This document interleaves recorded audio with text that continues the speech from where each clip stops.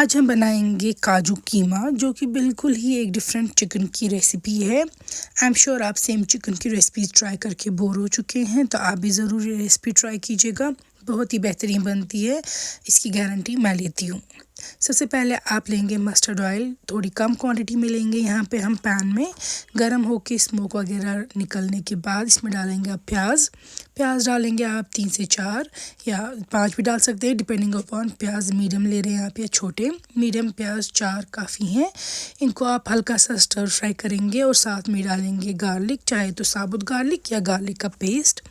Garlic اور پیاز کو بس ہلکا سا ہی فرائی کریں گے آپ، اور ساتھ میں ہم اس میں ڈال دیں گے کھڑے مسالے، جو کہ یہاں پہ ضروری ہے ڈالنے۔ تو سب سے پہلے ہم نے لیا ہے جاوتری، جائفل، ہم نے یہاں پہ لیا ہے بادیاں کا پھول اور ساتھ میں تیز پتہ۔ ان چیزوں کو ہم مکس کریں گے اور پیاز کے ساتھ سٹر فرائی کریں گے، اور ساتھ میں ڈالیں گے یہاں پہ کاجو، جو کہ اس ریسیپی کا سٹار انگریڈینٹ ہے۔ ایک ہینڈ فل ڈالیں گے آپ کاجو کا، 3 سے 4 ڈالیں گے آپ گرین چلیز، ان کو اوپر ٹپ کاٹیے گا۔ اس کے بعد ہم ان کو بس ہلکا سا ہی فرائی کرتے جائیں گے۔ اب ہمیں اس میں ڈال دینا ہے پانی تھوڑا سا ڈالنے کے بعد مکس کریں گے، اور آپ لڈ سے کور کریں گے اس کو، تاکہ پیاز جو ہے تھوڑے سے سافٹ ہو جائیں اور مسالے بھی، اور پھر ہمیں ان کا پیسٹ بنانا ہے۔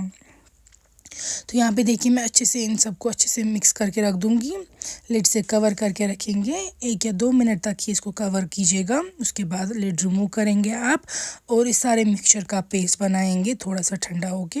تو یہاں پہ دیکھیے ہم نے ان کا اچھا سا بہترین سا پیسٹ بنا دیا ہے، کری کریمی بن چکی ہے۔ اب یہ مین ریسیپی میں یوز ہوگی۔ یہاں پہ تیل میں ڈال رہی ہوں کھڑے مسالے، جس میں زیرہ، چھوٹی الائچی، بڑی الائچی، دال چینی، لونگ ہے۔ ان چیزوں کو آپ ڈال دیں گے تیل پہ، تھوڑا سا سٹر فرائی کریں گے، اور ساتھ میں ہی ڈال دیں گے جو ہم نے ابھی پیاز کا پیسٹ بنایا کاجو اور باقی مزید مسالوں کے ساتھ۔ تو ان چیزوں کو آپ تیل پہ ڈال دیں گے اور فرائی کرنا سٹارٹ کر دیں گے۔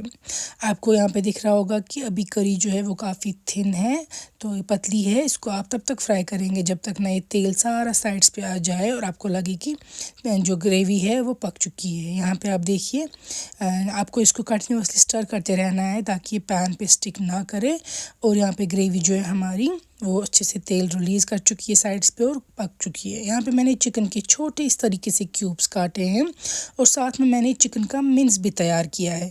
تو اس ریسیپی میں اسی لیے یونیک ہے کیونکہ اس میں چکن کا منس بھی یوز ہوتا ہے اور چھوٹے چکن کے کیوبس بھی یوز ہوتے ہیں۔ تو ہم چکن کے کیوبس اور منس ڈال دیں گے ہماری گریوی میں، اور اس کو اب ہم اسی میں پکنے دیں گے، اچھے سے مکس کریں گے۔ جو یہ چکن کا منس ہے یہ بھی ہماری گریوی کے ساتھ ہی مکس ہو جائے گا، اور ہماری گریوی اور رچ اور کریمی بنے گی۔ ساتھ میں جو چکن کے کیوبس ہے وہ بھی آپ کھا سکیں گے۔ یہاں پہ دیکھیے کلر چینج ہو چکا ہے چکن کیوبس کے، یہ تھوڑے سے کوک ہو چکے ہیں، وائٹ ہو گیا ہے۔ نمک یہاں پہ آپ ایڈجسٹ کریں گے اسٹیج پہ۔ ساتھ میں ڈال رہی ہوں دھنیا کا پاؤڈر، 1 بڑا چمچ آپ ڈالیں گے دھنیا کا پاؤڈر، 1 ٹیبل اسپون۔ آپ ڈالیں گے میٹ مسالہ 1 ٹی اسپون اچھے سے بھر کے، تھوڑی سی کالی مرچ ڈالیں گے۔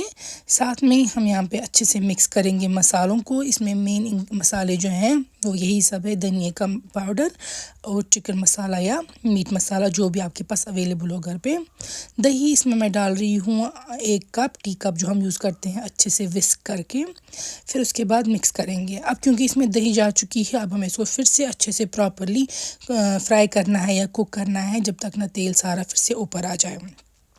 یہاں پہ میں تھوڑا سا اور گارلک کا پیسٹ ڈال رہی ہوں، تاکہ کیونکہ ہم نے چکن بھی اس میں ایڈ کر دیا ہے اور کافی کوانٹٹی میں گیا ہے، تو اچھے سے اس میں گارلک کا پیسٹ ڈالیں گے۔ تھوڑی اور گرین چلیز، جولینز میں کٹے ہوئے جنجر، کاجو، یہ سب آپ اس لیے ایڈ کریں تاکہ جو گریوی ہے وہ اور زیادہ ٹیسٹی ہو، انہینس ہو اس کی ٹیسٹ۔ تو اس کے بعد ہم اس کو مکس کرتے رہیں گے جب تک نہ پھر سے آپ کو لگے کہ تیل سارا سائڈس پہ آ چکا ہے، اور دہی نے بھی اپنا سارا پانی جو ہے وہ ریڈیوس کر دیا ہے، تیل سائڈس پہ آ گیا ہے۔ اس کے بعد اب اس میں پانی ڈال دیں گے، کیونکہ اب ہمیں چکن کے کیوبس کو سافٹ بھی کرنا ہے، اس لیے ہم اس کو پانی ڈالیں گے، تب تک اس کو کوک کریں گے جب تک نہ گریوی پھر سے ریڈیوس ہو جائے۔ اور یہاں پہ آپ دیکھ سکتے ہیں کاجو قیمہ تیار ہے۔ آپ بھی ضرور بنائیے گا، بہت ہی بہترین بنتا ہے اور بالکل ڈیفرنٹ۔